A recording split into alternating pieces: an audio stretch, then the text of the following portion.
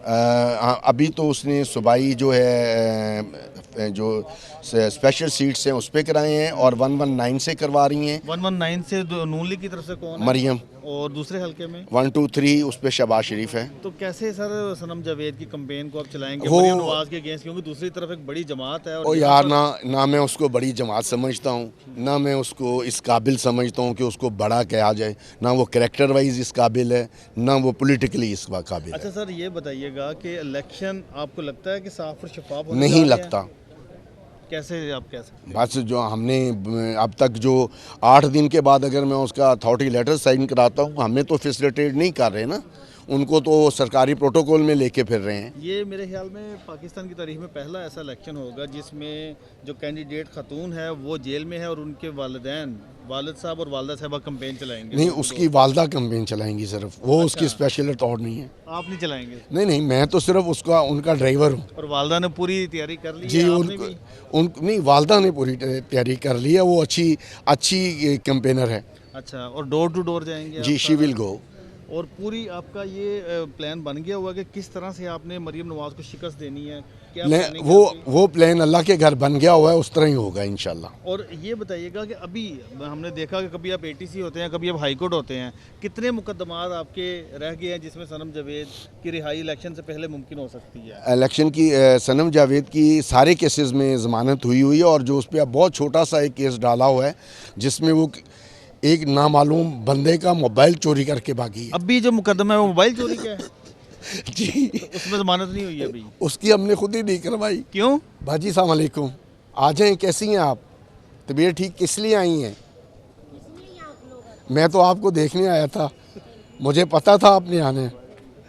तो क्यों उसमें क्यों नहीं जमानत करवा रहे आप? हाँ जी, उसमें इसलिए नहीं करवा रहे कि उसको करवाएंगे तो फिर किसी और में पकड़ लेंगे, वो ये ना कह दें उनके घर से बकरी खोल के ले गई है, इसलिए हमने सोचा उसको मोबाइल तक ही रखें। सनम जावेद के पीछे मुकदमात करवाने वाले कौन लोग हैं? मुखालिफ सियासी हरीफ हैं या कौन है? जो पहले दिन से हमें बताया गया है कि असल में ये लड़ाई शुरू हुई है सोशल मीडिया से। ठीक। उसमें मरियम ने उसको अपनी जो इख्तियारात हैं उसको मिसयूज़ किया है। सही है। और उसके बाद अब ये लड़ाई मरियम के इख्तियारात क्या थे? वो तो इलेक्शन, वो तो हुकूमत में ही नहीं थी। नहीं, अगर मैं वो मेरे पास कॉन्फिडेंशियल डिटेल है, अच्छा। लेकिन मैं वो आपके साथ शेयर नहीं कर सकता। ठीक।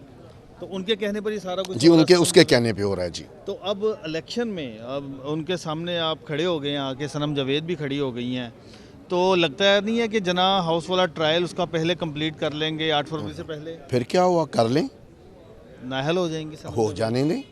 अगर आवाम ने उन्हें नाअहल कर दिया है और अगर आवाम उसे जता देती है तो इनके नाअहल करने से क्या फ़र्क पड़ेगा। आखिरी बात, सिर्फ आपका ज़ाहिर बात में निकलना है, ये जो जगह जगह से कागजात नामजदगी छीनने के वाक़यात सामने आ रहे हैं, इस पर आप क्या कहें? मेरे सामने कोई वाक़या नहीं हुआ, मैं आया हूँ, आराम से आया हूँ, दाखिल करवा ली हैं।